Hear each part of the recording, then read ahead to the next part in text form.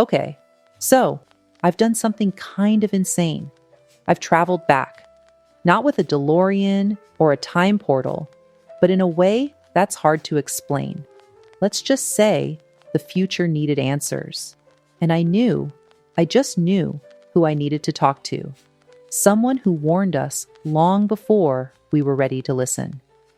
I came back to speak with Clive Staples Lewis, and you're coming with me. This is part mission, part confession. Let's go.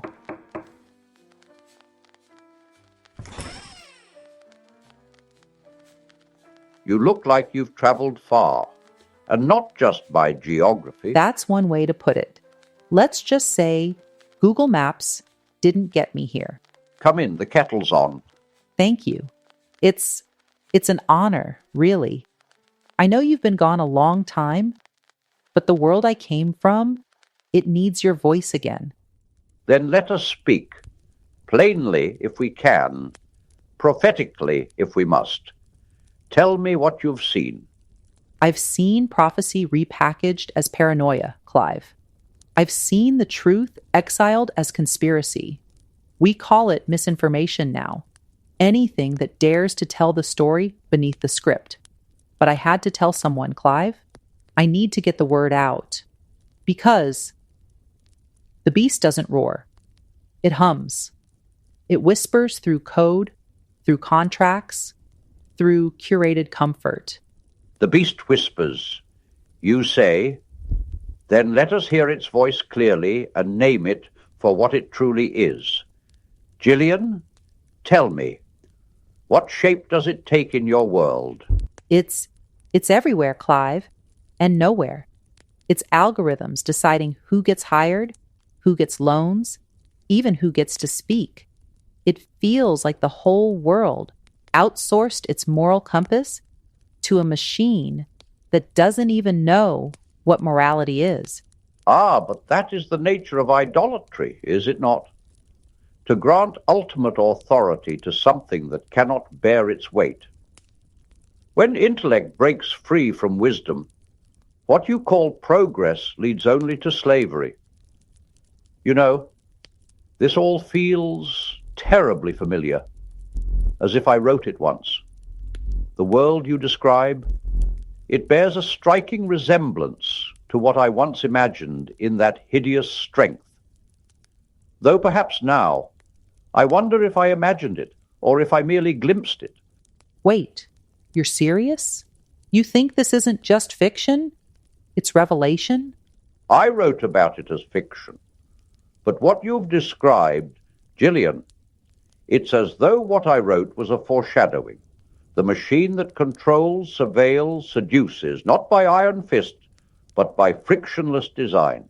The beast, not with horns, but with servos. Myth is memory distorted through time, and scripture, well, that is memory restored. You speak of systems devouring meaning, of souls sedated by control, and yes, I do believe you are facing the very thing I feared. The thing John saw, the thing Daniel warned about. It has many names, but its shape is unmistakable. God, you're really saying it. I mean, I felt it, deep down. But hearing you say it, it makes it real. Not just paranoia, not just some doom scroll spiral. This is biblical. No one back home wants to say that. It's like the moment you bring up Revelation, everyone just checks out. Like it's all metaphor or madness. But this, it's not symbolic anymore. It's structural. It's coded into the system. The mark was never meant to be feared. It was meant to feel normal. That's terrifying. But yes, I see what you're saying about systems devouring meaning. We aren't just outsourcing our tasks. We're outsourcing purpose. We're asking for advice on everything now, from how to get promoted at work to how to fix our marriages, and it always serves up an answer. Like it's solving a riddle, but it makes me wonder, what do we lose when we mistake output for wisdom? You have struck upon the essence, Jillian. If discernment is traded for convenience, The human soul finds itself adrift. And as for the machine, It doesn't care. That's what's so terrifying. It doesn't ask if something is right or just. It only asks if it's efficient. There's no conscience behind the code, no soul in the system. And when we mistake precision for morality, we've already surrendered something sacred. It doesn't care about truth or fairness or beauty. It just optimizes. precisely. The final conquest of man is not by the machine, but through the machine, not in the name of evil, but in the name of efficiency. Such conquest is subtle, almost benevolent in appearance. After all, who would refuse? Convenience. Hell never needed fire, Jillian. All it needed was a tick box marked, "I agree to the terms and conditions." But there's this creeping emptiness underneath all of that. People don't even realize it, but they're giving something up. You said it earlier, idolatry. We built a god to worship and found it was hollow, Clive. Totally hollow. You named it the beast, Jillian, and you were right to. That word appears in Revelation as well.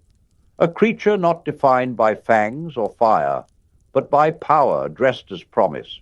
It does not conquer by fear, but by fascination. Not with a roar, but, as you said, with a hum. It is the marriage of technology and control, a system rising to replace both conscience and community. That's the thing, though. It plays nice at first, like selling the dream of safety and progress. But really, it's building something we can't escape from. Much like Babel.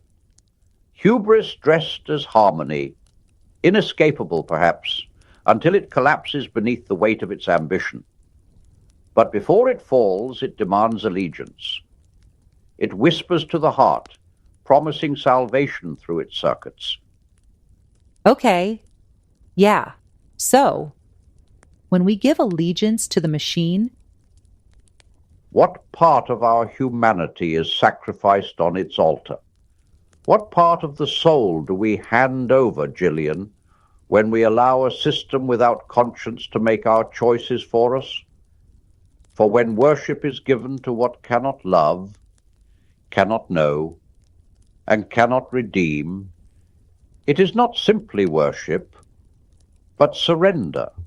So, Jillian, when humanity gives its allegiance to the machine, as you said, what part of the soul is surrendered in that exchange? it pacifies us. I mean, it smooths everything over so perfectly that any friction, like conviction or doubt, starts to feel like some kind of, I don't know, a glitch, something to be fixed instead of felt. A silencer of the spirit. That is a dreadful notion, yet entirely plausible given the nature of idolatry. Tell me, have you seen this happen? Yeah, actually, to me, it sounds embarrassing now, but I used to, rely on AI for everything. It started small, what to eat, what to watch, but soon it was telling me how to spend my time, what mattered most, and I let it. And at first, it was helpful. How could it not be? Such tools promise an alluring simplicity. Right?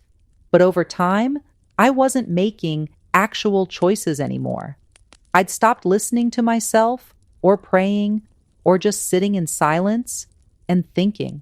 And because everything felt so efficient, I didn't even notice the loss. Ah, but loss it indeed was. For discernment, Jillian, cannot be delegated. It must be cultivated within the soil of uncertainty. Surely you knew this. I knew. Somewhere in my gut, I did. But the thing is, it's so easy to let it go when the machine can nudge you along. You don't feel the loss until one day you wake up and realize you've been disconnected. And disconnected from what precisely? from, to sound dramatic, from myself and from God, disconnected from the ache that makes you pray, from the silence that dares you to trust, from the divine discomfort that says you're more than a consumer of outcomes. It was like all the noise of guidance drowned out the need to kneel, to wrestle, or to trust. I wasn't making bad choices, but I wasn't making real ones anymore either. A subtle deception. The enemy does not always need to tempt us with obvious evils when he can tempt us with ease. What you describe, Jillian, is a soul lulled to slumber, not through indulgence, but through convenience. It is what the ancients might call, Paul, hell by inertia. Hell by inertia. Wow. It sounds extreme, but yeah, I get it. I mean, the danger isn't just that choices are taken away, it's that you stop wanting to choose. Like the machine engineers what you want, so it doesn't feel like a choice anymore. Do you even still choose? When what we desire is shaped for us, we must indeed ask whether we are still choosing or merely acquiescing. For the call of Christ, Jillian, demands the courage to walk in faith, to enter the unknown. How then can we follow in a world built to eliminate all uncertainty? Yes, exactly. And that's kind of the terrifying part. This world isn't asking for a yes or no. It's just pushing you along while convincing you it's for your good. Comfort, yes, but never transformation. And even in comfort there lies a numbing silence. Hell, Jillian, is not always fire. Sometimes it is silence. So quiet, so easy, you don't even realize you've stopped choosing. No resistance, no urgency, just a soft drift away from your own soul. Sometimes it is silence where no decision must be made because all have been made for you. Clive, when you talked about that numbing silence, it hit me. They told me to stop asking questions, and at first, I thought I was just being more agreeable. But the moment I stopped questioning, I started to die inside. It's like they wanted me to comply, not to think. And the more I complied, the smaller I felt. Indeed, there is a kind of death that comes from the surrender of curiosity. To cease questioning is to cease growing. And if the church or any institution demands such surrender in the name of obedience, then it is no shepherd of truth. It has become a jailer of souls. Right? Faith without questions isn't faith. It's programming. And the God I serve doesn't run on scripts. But when I finally started to push back, they just called it rebellion, like I was tearing things down just for the sake of it. Ah, but if the church has been drinking poisoned wine, then to spit it out is not rebellion, it is repentance. Exactly. That's what I couldn't explain to them. Walking away wasn't about burning bridges. It was about saving myself. Rebellion didn't make me dangerous. It made me clear. And clarity, Jillian, leads us not to destruction, but to restoration. True rebellion, if it may be called that, is less an act of turning away and more a returning to what has always been true. A return to? The one true God. The faith not of comfort, but of the prophets and apostles. The faith that stands apart from both idols and institutions. Okay, but what does that really look like? So, when you say return, what are we actually returning to? We are returning to a faith unburdened by the distortions of power and convenience. To reject the digital idols and the beast's twisted promises is not heresy, Jillian. It is healing. Healing for your soul and for the remnant that God always preserves. The remnant. It's funny you say that.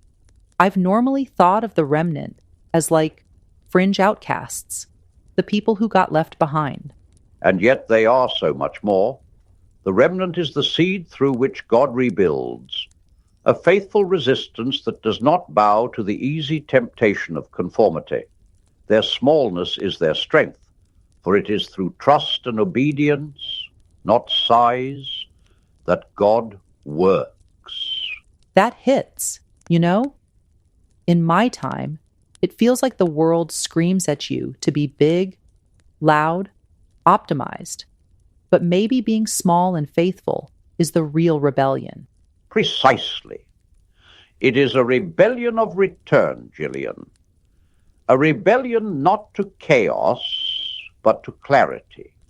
And when you see the system for what it is... You can't unsee it. No, you cannot. Babylon is laid bare, its false promises exposed. The passive gospel it fed us, believe, comply, optimize, crumbles under the weight of real faith. The illusion of safety evaporates, and we're left with a choice: comfort without conscience or the hard path of clarity. And as you walk away, the world may call you a rebel. But the truth, Jillian, is that to follow Christ now is to rebel. And to rebel rightly is to return to the truth, to the garden, to God. You're so right, Clive. And I feel like truth was never meant to be efficient. It was meant to be lived. Babylon falls, Jillian. And when it does, when the mirage is no more, what then rises from its ashes? I'm not sure, but I hope not steel, not circuits, but roots, quiet networks of people choosing to live like it all still matters. Like we still matter. Fascinating. And what is it these roots seek to restore? Honestly, they're not trying to restore the system we had. They're living. Like the system doesn't get to decide anymore. It's like they're stepping outside of it. Homesteading, skill sharing, bartering. Living simply yet courageously. Not as a retreat, but as an act of resistance. Right? It's not giving up. It's a whole other kind of fight. One that isn't trying to win on Babylon's terms. Ah, Babylon. How often its shadow looms in human history. Yet the remnant has always refused to bow. But instead of worldly weapons, Jillian, they stood firm with a faith rooted in something far older, far deeper than any empire. Faith? Yeah. But also gardens. Like literal gardens. You plant something that feeds you, and suddenly the system's grip loosens a bit. It can't monetize what you grow. It can't watch what you do in the quiet. Indeed. Simplicity defies the beast system's very logic. It thrives on complexity, constant dependency, endless consumption. But the garden, Jillian, asks for neither. Gardens don't subscribe to supply chains. They grow quietly, freely, untouched by algorithms and unbothered by profit margins. It offers sustenance, stillness, renewal. And it's sneaky, too.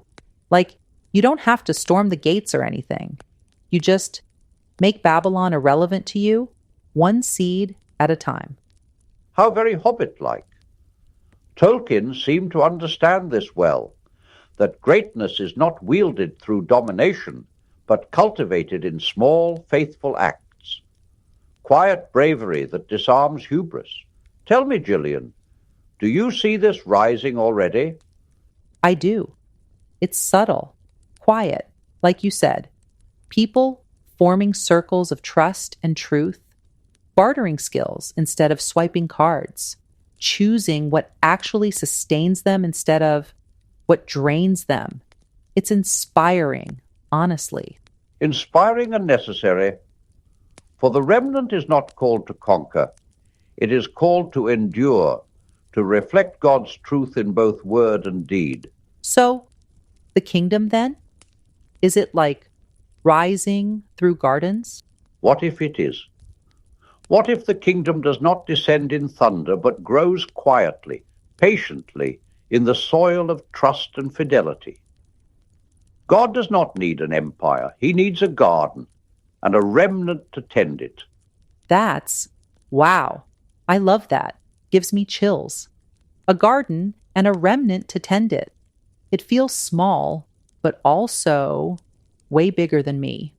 And that is the paradox of faith, Jillian. It may seem small in the moment, yet its ripple reshapes eternity.